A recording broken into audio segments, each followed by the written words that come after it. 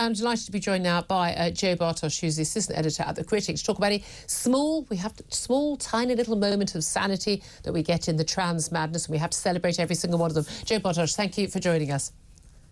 Thank you. Lovely to be here. Well, let's talk about this. So this is basically the golfers in the LPGA, the Ladies Professional Golf Association, and they have now decided to.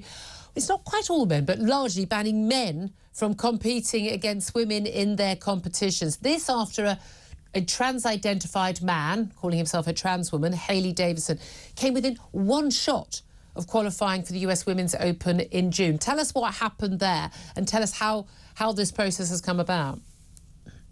Yeah, so I mean, it's quite extraordinary, isn't it, that we've had to have an entire, they had a specialist body, a panel which they commissioned to look into the eligibility of, men to compete in women's sports. And funnily enough, they found out that, men and women's bodies are different. It was partly as a result of a golfer who calls himself Hailey Davidson. And he very nearly won a major tournament last year. So this year, the LPGA and the US Open have got together and basically put forward a policy which means that the US Open will now, for women, the women's category will now only be, only those born as women will be eligible. Not that there's any other way to be a woman, yep. Or those who have, or indeed those who haven't been through male puberty. Yeah, so the idea that people who've been transitioned before puberty, my worry is you're going to get a load of psychotic parents who are going to push this, but it certainly would be illegal in this country. But if you've gone through male puberty, you have all the benefits. This boys and girls are pretty equally, can compete pretty equally up to the age of about 9 or 10. Once you've got male puberty, the testosterone, the muscle mass, the physical makeup of the men's body, the boys' bodies, it completely changes, and that advantage is there forever for all men. End of. Yes, yeah, absolutely, and that's essentially what the policy has recognised. Which couldn't they just have said? Couldn't they just have said, if you're a man, you can't. Forget what it says in a piece of paper. You are or you aren't a man or woman. You and I know what they are. You are. Apparently, everyone's very confused about it. The Olympics are confused about it. We've had this issue over the BBC thinking that it's appropriate to put a man, when somebody is biologically male, on a women's Footballer of the Year competition shortlist. I mean, people seem to be very confused, and everyone started using terms like male and female, or born female, or biologically female. All of this, we've basically ceded the word woman. We have given away that word to men. It's our word. It's about us. We should only use the word woman. You know what I mean by it. I know what I mean by it. My audience know what they mean by it. I mean, and yet we've given it away.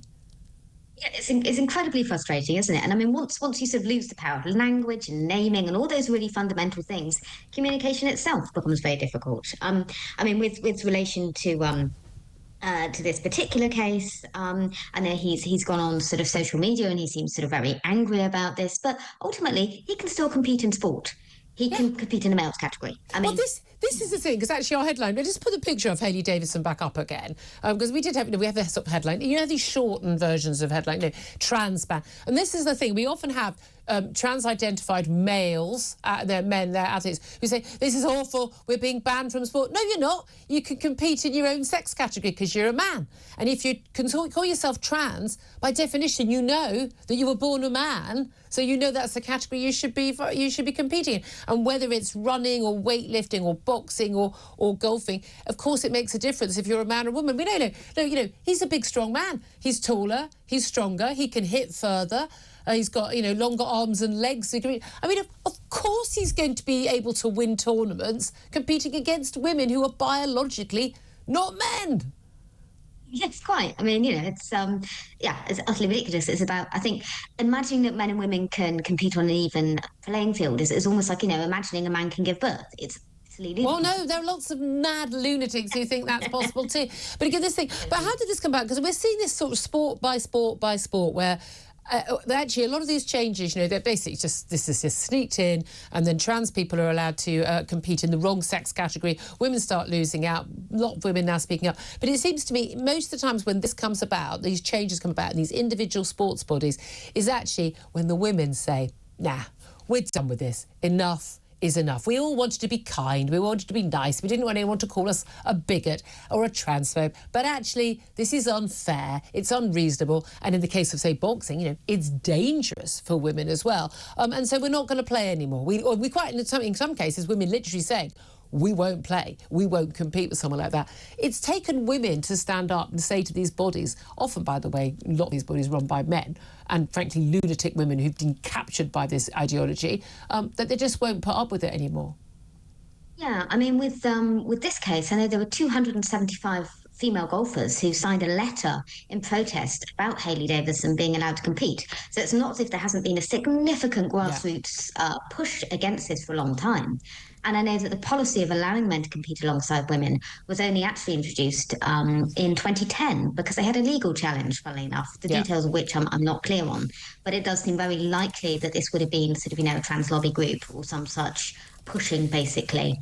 So yes, finally we are having sort of grassroots women being able to push back. When do you think this is all going to stop? When is the madness going to stop? Are we on the right trajectory? I mean, Donald Trump's election, I mean, and him taking office in January, look, there are lots of things I've got an issue with him on, but not on this one. He's pretty clear on a lot of this stuff. This can be sort of stopped overnight simply by government refusing funding for anybody, any organisation and anybody that does this, or schools and the like, universities, everything. Do you have hope that actually, even though it will be a blunt instrument, this is what is needed? Because the ideology is now so entrenched in America, so entrenched in Britain, in every international body, public service, private sector, that actually we're going to need to basically, like, you know, bludgeon it out.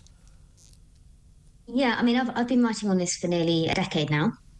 And, you know, every sort of 6 months or so, I'll sort of, something will happen, like, you know, whether it was Ilsa Bryson, the sort of male rapist in a women's prison, or whatever it happens to be, I always think that must be it. This must wake people up. Wake up, everyone, Yeah, and oddly, it never quite seems to. I do feel like we are sort of making progress, and perhaps those on the left, particularly the Democrats in the US, are starting to realise that there isn't political capital to be gained out of pushing this nonsense anymore. I don't think they do realise. I don't think that's the lesson they've learned at all. I think they should double down.